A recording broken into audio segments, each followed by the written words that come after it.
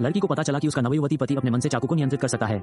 बदमाशों की गोलियां उसके सामने पैडल में बदल जाती हैं। तभी उसे एहसास हुआ कि उसका पति सचमुच एक देवता है।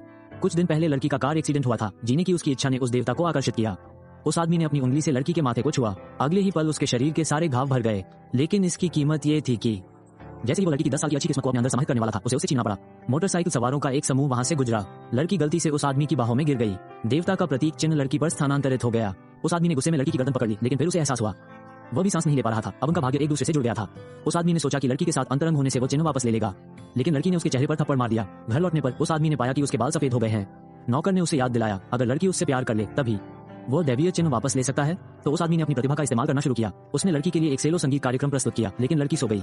उन्होंने उस पर कला की समझ न होने का आरोप लगाया। बाद में लड़की अपने परिवार के पास लौट आई। उसे देखकर उसका परिवार हैरान रह गया। पता चला कि उसके दादा ने मरने से पहले वसीयत छोड़ी थी, अगर लड़की 100 दिनों के भीतर अपने पति को ढूंढ लेती तो उसे परिवार की सारी संपत्ति विरासत में मिल जाती। उसके आसपास के लोग उस अपार धन के लिए उसे नुकसान पहुंचाना चाहते थे। अब उसके पास अपने पति को ढूंढने के लिए कुछ ही दिन बचे थे।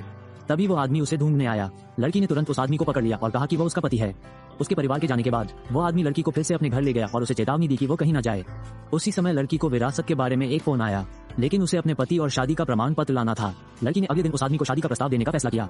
जब वो सो रही थी, एक बदमाश चुपके से कमरे में घुस आया। लड़की जल्दी से उस आदमी के पास भागी। जब दोनों एक दूसरे को छुए तो उस आदमी की दैवीय शक्ति चुटकी बजाते ही वापस आ गई। बदमाश उसने हवा में झांका। लड़की ने उस आदमी से शादी करने का प्रस्ताव रखा, लेकिन उसने इनकार कर दिया। लड़की ने अपनी गर्दन पकड़ ली और कहा, अब हमारा भाग्य जुड़ गया है। आदमी उससे शादी का प्रमाण पत्र लेने के लिए राजी हो गया। इस तरह लड़की ने एक देवता से शादी कर ली।